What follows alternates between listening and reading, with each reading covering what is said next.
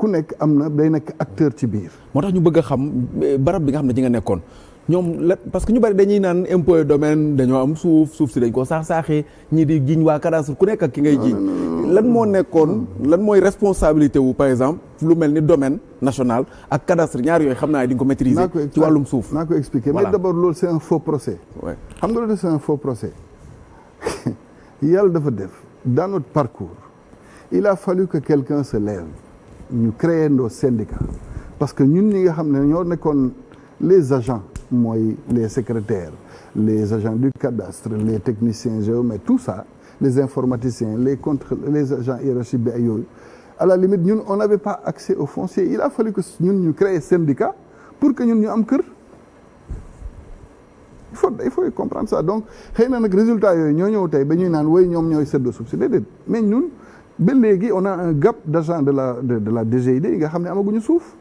mais c'était une bataille syndicale c'est comme aujourd'hui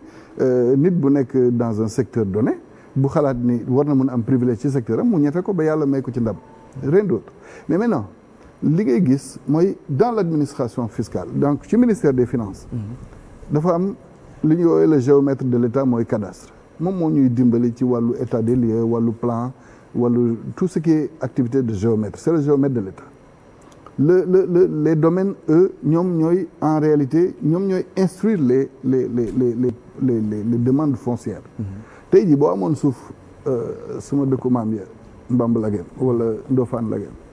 nga bëggoon ci bàyyi xam nga yow boo amee suuf domaine national c'est le maire de Ndofane moo lay defal benn délibération le conseil municipal de Ndofane bu la ko defalee ba pare moom liggéeyam foofu la yem waaye pour nga am bail il faut que nga bind di bureau domaine bu Kaolack ne ko dama ci bëgg a am bail parce que xëy na dina ma permettre li ma ci bëgg a def ci wàllu investissement dinaa am kayit bu nga xam ne bu ma neexee ëllëg mun naa ko yóbbu banque donc loolu mooy indi nit yu bëri de bëgg un titre plus sécurisé loolu mooy indi bail mais moom même bu bindee impôt et domaine day bind cadastre bind urbanisme bind yeneen service ne leen jox leen ma seen xalaat ñooñu bu ñu d'accord lay yónnee dossier bi direction des domaines yóbbu ko à la commission de contrôle des opérations domaniales foofu nag ñëpp fa nekk ministère de la justice d'accord ministère des finances ministère de l'urbanisme waaw mooy CCOD xam nga ñooñu bu ñu waxee ni jox nañ la avis favorable ci la ñuy lancer sax li ñuy woowee benn enquête boobu mooy tax ñu ne Mouhamadou Biteye dafa am suuf fii nee na daf ko bëgg a def ci turam léegi ku ci am prétention na wax bu ñu yóbbee enquête boobu bu kenn waxul ni am na ci prétention ñun ñu préparer benn PV yónnee projet de décret njiitu réew mi moom bu ko immatriculé malgré tout ça bu delluwaatee ci bureau domaine bi kooku day xëy defaat beneen procédure bi nga xam ne la justice la koy def tribunal lay def benn affichage pendant 90 jours pour que ñu xam ni lii ñu ngi koy waaj a def titre def nañ ko immatriculé nañ ko mais maintenant dañ koy waaj a joxe ku amaat encore beneen réclamation nga def ko foofu c'est au bout de tout ça lañ lay créer benn titre foncier defal la bàyyi mais maintenant malheureusement xam nga lan mooy coow li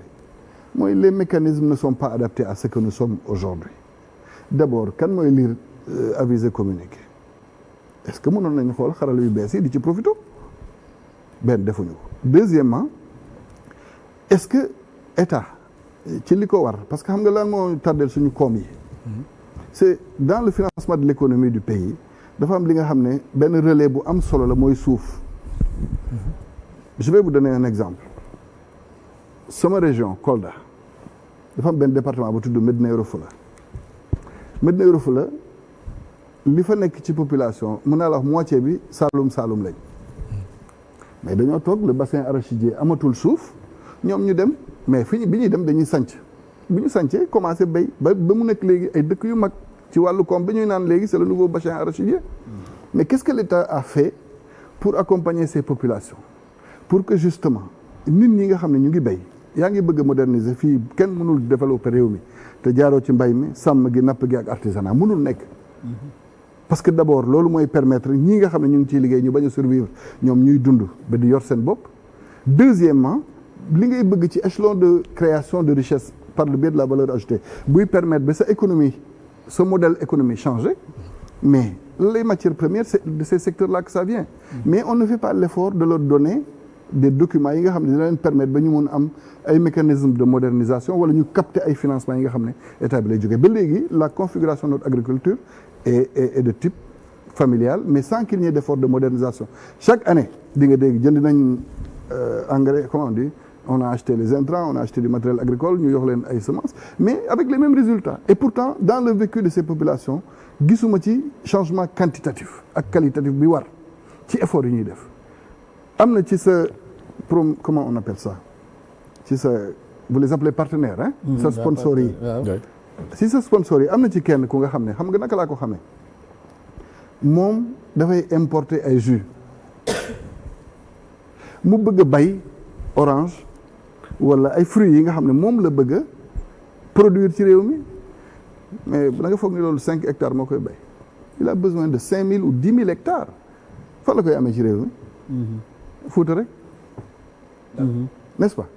mais il fait l'effort d'aller donc outil suuf mais après pour que mu mun am des instruments bancables c'est la croix et la bannière il peut faire 10 ans amul bàyyi donc gis nga loolu yëpp dafay indi benn sentiment de rejet bu ci population yi parce que dañuy naan wuy waa domaine yi ñoo jël suuf si ñoo ko yor boo déggee suba ñu ne la waajooju joxoon nañ ko kayitu 1000 hectares nga foog ni dañ ko defal àdduna ak li ci biir fekk ay orange la fay war a béyi pour mun produire ñu bañ a jënd ay jus importés yi nga xam ne peut-être c'est impropre à la consommation wala amul njëriñ ci wàllu emploi wu ndaw ñi mu ngi may dégg noonu laa ko xamee donc il faut que ñu xalaat la politique foncière autrement mu nekk instrument de développement maintenant nag coow li xam nga fan la nekk c'est toujours celui qui est au pouvoir c'est le corrompu c'est l'opposant qui est l'homme vertueux est-ce que yaa ngi comprendre li ma lay wax bi Macky Sall faloo fii les besoins on les connaissait c'est pas pour rien il avait lancé une commission nationale de réforme des institutions ki ko jiite woon kenn mënul woon laam-laamee ni il était à équidistance des chefs politiques on n'a pas utilisé les conclusions de la CNRI bu président Amadou Mahtar Mbow de la même manière def na benn CNRF pour la réforme foncière avec des conclusions très pertinentes on les a pas utilisées parce que balaa ngay ñëw gis nga li doxul yow boo ñëwee xam nga ni doxul au lieu que nga jël matuwaay yi nga jël décision da ngay nekkaat dans la même situation nga gouverner avec les mêmes travers les mêmes causes vont entraîner les mêmes effets man c'est là que j'appelle le pouvoir actuel à oser aller au bout des réformes parce que le changement systémique c'est pas une question d'homme seul xam nga kenn du njort ni ñii bëgg nañ def kenn du njort ni jub nañ ñëpp njortal xaw ma nag lañ ci wolof quoi je veux dire la présomption de bonne foi on leur accorde du dëgg on sait qu'ils ont envie de bien faire parce que ils ont vécu les choses comme nous de l'intérieur ils veulent changer mais qu'ils aillent au bout des changements donc que nga bëgg ko nga bañ ko cette question foncière elle va encore être devant nous soudé on ne fait pas les réformes pour neutraliser les collectivités territoriales les administrations dans les processus yi nga xam ne mooy tax nit am suuf wala dans les processus yi tax ba nit di jaay suuf bu ñu ko deful on va retourner dans les mêmes problèmes dans 5 ans dans 10 ans dans 20 ans. D'accord. Voilà bon peut-être xëy na rebondir na sax au bout de son argumentation. mooy li mu wax procédure bu mu expliquer moom la ñu war a suivre laataa ñuy attribuer nit ay terrain ak ay parcelles. procédure boobu nekk fii te ñu gis ba léegi ñu am ñoo xam ne ñu ngi wax ne am nañu 100 parcelles 50 parcelles ci ay lotissement ci ay assiettes yoo xamante ni xëy na lotissé nañ ko alors naka la ñu mën a def ba comprendre situation gi ni mel. que je te dis jubal jubanti. kon li fi nekkoon dafa jubal wala. si c'est légal non jub na xam nga jub mooy par rapport à la loi. n'est-ce pas jub na mais rafetul. loolu mooy coow li gëm nga ni. xam nga tey da nga koy dégg dans les débats dans les chimères ñu lay naan fonk mooy waa impôt et domaine bon pour nit ñi c'est rafetul c'est légal hein c'est tout à fait légal xëy na nit ñaa ngi naan wooy li ñuy fayeeku ëpp na mais boo buggee ñu bañ a fayeeku loolu va faire des efforts boo bañee nit jox benn société 10 terrains mais nga tere ko ci loi. ni ku nekk benn non et puis non xam nga aussi ça c'est des réformes sérieuses benn parcelle waaw mais la parcelle pouvait être de 5000 mètres carrés. Comme elle peut être de 200 mètres carrés est-ce que yaa ngi comprendre va jusqu'au bout waxal ni bu dee pour une politique d'habitat la nii laa koy defee par exemple aujourd'hui les projets comme la réarticulation bi ministère urbanisme ak habitat def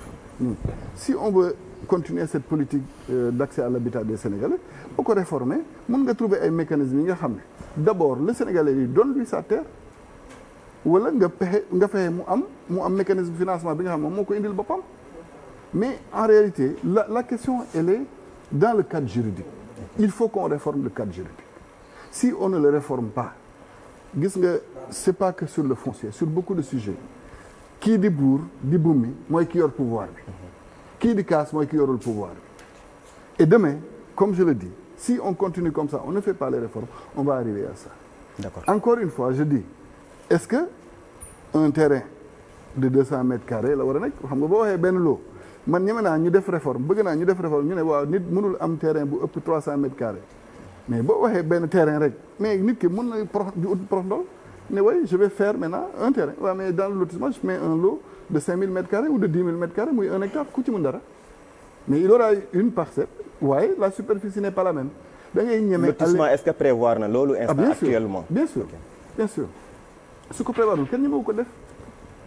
su ko prévoirul kenn ñemewu ko donc ñi koy def ñi ngi ci droit ñi ngi ci yoon. waaw ñu ñuy wax ne am Ñi nañu jox, 100 terrain waaw, kon kon mën nañ ñooñu ne ñu ngi ci tënku yoon. nañu ci yoon. en bu dee quelque xëy na sorte éthique ak yooyu yëpp mën nañ maanaam tey man bi tey ma ñëw am benn 10 000 mètres carrés maa ngi ci yoon. non il faut savoir lire la communication du gouvernement. Ce que la communication xam nga ce communiqué du conseil des ministres a parlé d'abus. Ouais. Xam nga les mots ont leur sens. D'accord. Là dans la rédaction administrative. Les mots ont leur sens. lan moo indi abus. loolu waxaguñ ko. parce que mën nga am bàyyi ça peut être normal mais mënoo am titre foncier parce que tu n'as pas mis en valeur. donc il y a beaucoup de problématiques yi nekk ci biir moi puisque c'est des affaires en cours je ne veux pas bëgguma ci xuus trop mais je vous dis juste la philosophie de la démarche. mooy dama gëm ne ku bëgg a réformer day ñeme wax ni sénégalais bu ne lii la war a mun am encore que loolu il faut ñu gëstu ko parce que bon peut-être lii la koy état war a mun may mais bu amee moyen pour jënd moom bu ko neexee jënd leneen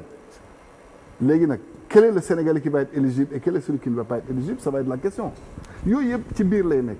mais man je considère que daal il y a assez de sujets yi nga xam ne on les interprète mal Guédiawaye li ko indi par exemple xam nga lan la woon c'était des besoins prioritaires d'abord la ville de Guédiawaye n'avait pas un lycée n'avait pas bi nga xam ne donc l'État a considéré que il fallait faire un lotissement de cette bande-là qu'on appelle bande des Filao après en disant ci diggante continent bi ak autoroute bi ñu jox ko population ñu dëkk ak les équipements afférents entre l'autoroute et l'océan ñu def ci li ñuy woowee ay parc ak ay yooyu ça a été dévoyé pour partie les responsabilités vont être situées c'est normal mais maintenant derrière le lotissement de Guédiawaye est l'un des lotissements bu nga xam ne il a le plus grand ratio équipement habitation parce que d'habitude on vous dit que les équipements peuvent aller jusqu'à 30, 35 ou 40%. Mais Guédiawaye, c'est plus de 55%. Li ko indi mooy c'est là-bas qu'on a abrité un cimetière musulman, on y a abrité un cimetière catholique, on y a abrité. Donc maintenant, est-ce que maintenant li ñu ko joxeewee ci biir c'est réglo? C'est toute la question des cadres organisés et des cadres qui ne sont pas organisés. Parce que dans ce lotissement-là, des agents se sont organisés dans des coopératives. Vous avez entendu parce que moi chaque jour ñu génne ma ci réseaux sociaux may naa diw mayu ma kenn je suis un secrétaire d'une commission mais à ce moment-là li am mooy moi en étant obligé de tirer les conséquences administratives de la commission de contrôle des opérations domaniales li ma war mooy je mets en exécution les décisions rien d'autre.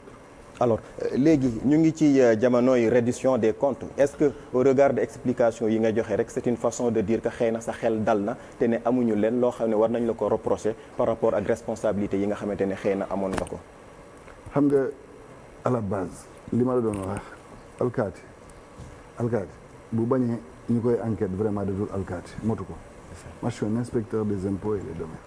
mon boulot a été de faire des enquêtes des contrôles du dëgg. moi personnellement gëm naa ni jéem naa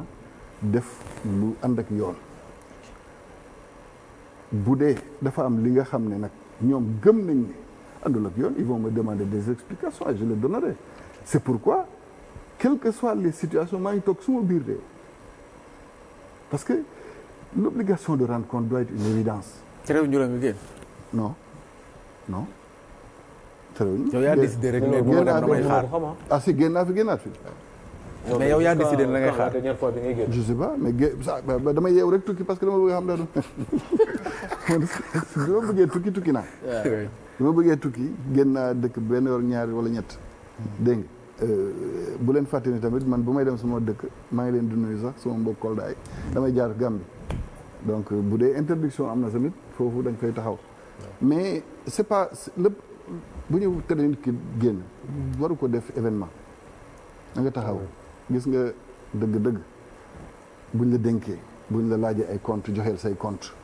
buñ la def nga lii jaarul yoon nga nangu ko nga défendre man loolu laa gëm. d'accord mais tere boobu gis nañu le cas Mansour Faye